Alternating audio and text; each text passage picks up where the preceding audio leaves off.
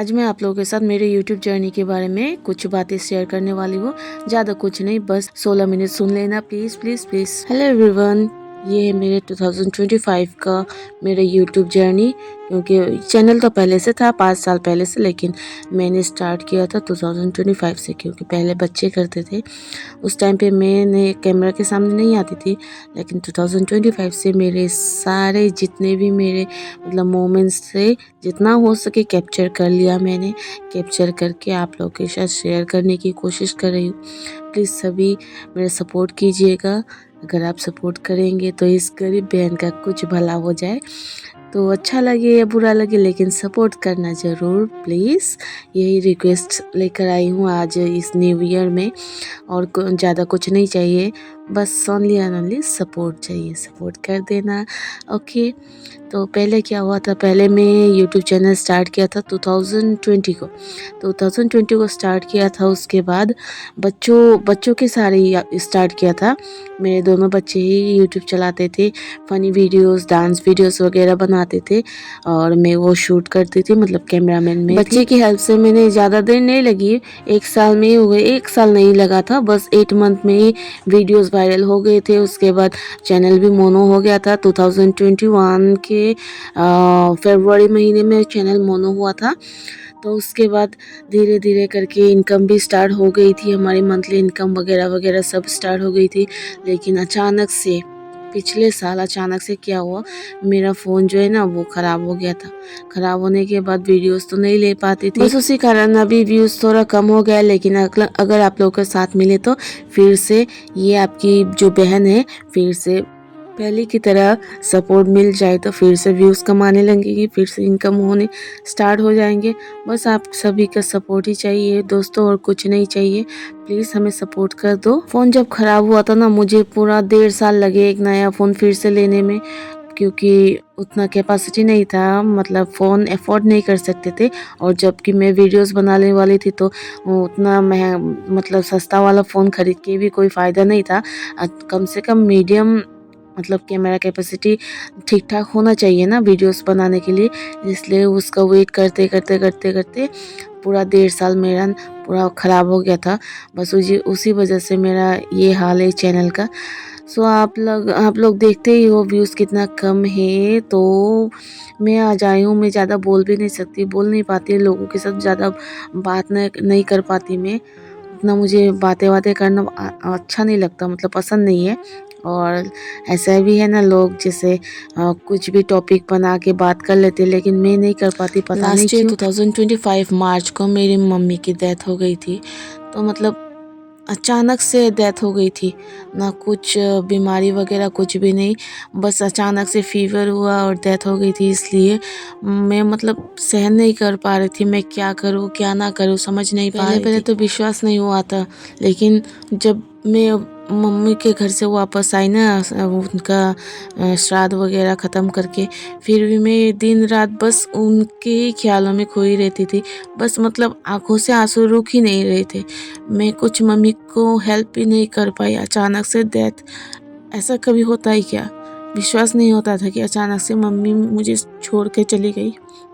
बस इसलिए मैंने क्या किया, सोशल मीडिया प्लेटफॉर्म में मतलब माइंड डिस्ट्रैक्ट करने का। मेरे 2 बच्चे हैं, दोनों को तो देखना होगा ना, बस इसलिए माइंड डिस्ट्रैक्ट करने के लिए मैंने सोशल मीडिया प्लेटफॉर्म चूज़ कर लिया। अपने दुख दर्द, लोग बोलते हैं कि पर्सनल चीज़ें शेयर नहीं करना चाहिए सोशल मीडिया प्लेटफॉर्म में, लेकिन मेरा तो यही सहारा है। और कहाँ जाऊँ मैं, शेयर करने का कोई नहीं है, मतलब कोई नहीं है, मतलब भाई बहन है, लेकिन सबसे बड़ी मैं हूँ। तो अगर मेरे से कोई बड़ी होती तो, या फिर मेरा कोई बड़ा भाई या बड़ी बहन होती, तो उनके साथ जाके मैं शेयर कर लेती। लेकिन छोटे छोटे भाई बहनों के साथ क्या शेयर करना, वो भी अपने ज़िंदगी में मस्त है।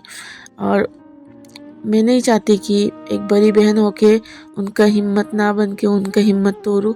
इसलिए मैं उनके साथ कभी दुख दर्द नहीं शेयर करती, बस अपने में ही खोई रहती हूँ। इस साल जितने भी ओकेशंस गए हैं ना, मम्मी की बहुत याद आई सच में। पहले जब मम्मी थी, हर ओकेशन में 1000 बार मुझे फ़ोन करती थी, गाड़ी भिजवाती थी, आ जाओ घर, थोड़ी देर घर हो आओ, थोड़ी देर बातें करेंगे, कुछ खा पी के फिर चले जाना घर वापस। आ जाना थोड़ी देर के लिए, बस 1 घंटे के लिए आ जाना। मैंने तुम्हारे लिए फ़िश करी बना के रखी हुई है, टेस्टी टेस्टी जो मुझे पसंद है, जितने भी डिशेस मुझे पसंद है सब बना के रखी है, आ जाना। मम्मी के साथ थोड़ा सा टाइम, वो हमेशा बोलती रही कि मम्मी के साथ थोड़ा टाइम स्पेंड कर लो, लेकिन मैं भी क्या करती बताओ, शादी हो गई है और ससुराल वालों के परमिशन के बिना हर वक्त मायके तो नहीं जा सकती ना। जब भी टाइम मिलता था चली जाती थी, और ससुराल वाले हर हर रोज़ तो मुझे परमिशन नहीं देंगे कि जाओ अपने मायके। बस इसीलिए जब भी टाइम मिलता था चोरी छिपके कभी कभी परमिशन लेके चली जाती थी, और कभी तो नहीं जा पाती थी। और जब वो बीमार थी ना लास्ट मोमेंट में, तब तो मैं जा ही नहीं पाई, बिल्कुल भी टाइम नहीं मिला। और जब भी मैंने परमिशन लिया उन्होंने भी ना कर दिया, क्योंकि उस वक्त बच्चे की मतलब एग्ज़ाम्स वगैरह थे।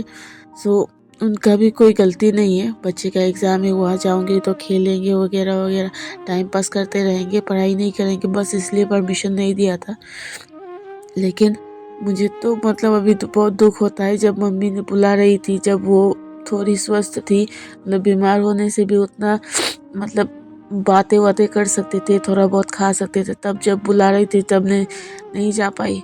लेकिन लास्ट मोमेंट जब वो बेड से उठ नहीं पाई थी, तब मैंने एग्ज़ाम को मारो गोली, मुझे अपनी मम्मी के पास जाना है, मम्मी को देखना है, ऐसा बोल के मैं चली गई थी। उस दिन पता है दिल को बहुत दुख लगा, मतलब बहुत दुख पहुंचा, बहुत ख़राब लगा।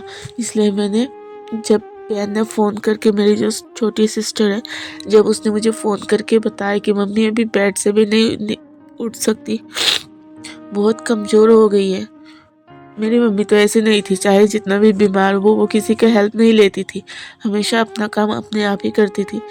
जब मैंने ये सुना ना तो मतलब सहन नहीं हुआ मुझसे। इसलिए बच्चों का एग्ज़ाम होता रहेगा हर साल, लेकिन मुझे अपनी मम्मी के पास जाना चाहिए, ऐसा बोल के मैंने बस एक हस्बैंड को एक कॉल किया, मैं मम्मी के पास जा रही हूँ, आप लोग परमिशन दो या ना दो, लेकिन मम्मी बहुत बीमार है इसलिए मैं जा रहा, ऐसा बोल के मैं चली गई थी। और अभी जब मैं गई उसके दूसरे दिन ही मम्मी की डेथ हो गई थी। आज मैं वैसे ब्लॉग वॉग कुछ नहीं बनाने वाली थी, ये सब पुराने व्यूज़ है, 2025 के जितने भी मेमोरेबल व्यूज़ है, बस वही सब है। आज बहुत याद आ रही है सच में, इसलिए बस दिल का मतलब थोड़ा हल्का करने के लिए मैंने ये ब्लॉग बना लिया। आप लोग ऐसा मत सोचना कि मैंने सिंपैथी गेन कर रहे हो वगैरह वगैरह, ठीक है। जब मैं गई उसके दूसरे दिन ही ऐसा हुआ, ऐसा सुन के ना मुझे बहुत धक्का लगा, मतलब मेरे आंखों से आंसू रुक ही नहीं रहे थे। जब वो बात कर सकती थी, खा रही थी, तब मैंने एक पल के लिए भी उनका साथ नहीं दिया। बट जब पूरी तरह से वो बिस्तर पे लेट गई उसके बाद ही मैं जाकर, मतलब मम्मी ने मुझे जन्म दिया, पालन पोषण किया, इतना बड़ा किया, पढ़ाया लिखाया, मेरे लिए कितना कुछ किया, लेकिन मैं मम्मी के लिए कुछ नहीं कर पाई। लाइफ में बस इतना ही मतलब अफसोस रहेगा, मम्मी के लिए मैं कुछ नहीं कर पाई। दुनिया में चाहे जितने भी भाई बहन हो, लेकिन मम्मी पापा एक तरफ, भाई बहन एक तरफ। मम्मी पापा जितने मम्मी पापा जितने अपने बच्चों के लिए सोचते हैं, भाई बहन उतना नहीं सोच पाते, क्योंकि उनका भी कोई गलती नहीं है, उनको भी टाइम मिलना चाहिए ना। हर वक्त अगर बहन की चिंता में रहेंगे तो वो अपना परिवार कैसे चलाएंगे। बस इसीलिए हो सकता है मेरा भी सेम ही है। लेकिन आप लोगों को पता है मेरे दिल को ज़्यादा धक्का क्यों लगा, क्योंकि लास्ट टाइम में ना लगभग 15 डेज़ पहले, डेथ के 15 डेज़ पहले मम्मी ने कॉल किया था और बताया था मुझे कि मुझे लेने आ जाओ, मुझे तुम्हारे घर जाना है, थोड़े दिनों तुम्हारे घर में रहना है, तुम्हारे साथ रहना है। लेकिन क्या हुआ था, वो बहुत कमज़ोर थी ना, इसलिए मैंने, जितना भी बोलो अपना घर होता है, और बेटी का ससुराल मतलब बेटी का ससुराल, वहाँ बेटी का कोई अधिकार भी नहीं है। इसलिए मैंने उन्हें मतलब लोगों को टेंशन ना दूँ, इसलिए मैंने अपनी माँ को अपने घर नहीं लाई थी। अगर मैं अपनी मम्मी को अपने घर लाती तो कम से कम 2-3 दिन ही सही मैं उनकी सेवा कर पाती। मेरे किस्मत में तो वो भी नहीं था। सपोर्टिव फैमिली हो तो ये सब किस्मत में रहता है, लेकिन जिसकी फैमिली सपोर्टिव ना हो उसका क्या करना है। बस इसलिए और भी ज़्यादा दुख हुआ मुझे। जब भी कोई ओकेशन आता है मम्मी हमेशा मुझे कॉल करके बुलाती थी, लेकिन मार्च महीने के बाद से ओकेशन पूरा खाली खाली है। बस जब कभी भी मम्मी की याद आ जाती है मैं आप लोगों के साथ शेयर कर लेती हूँ, और अपने बहन के घर कभी कभार जाती हूँ। कहने का तो जाने वाले चले गए, उनके बारे में बातें करके बोल के फ़ायदा क्या है, लेकिन जिस पर बीतती है उसे ही पता चलता है कि कब कैसा क्या लगता है।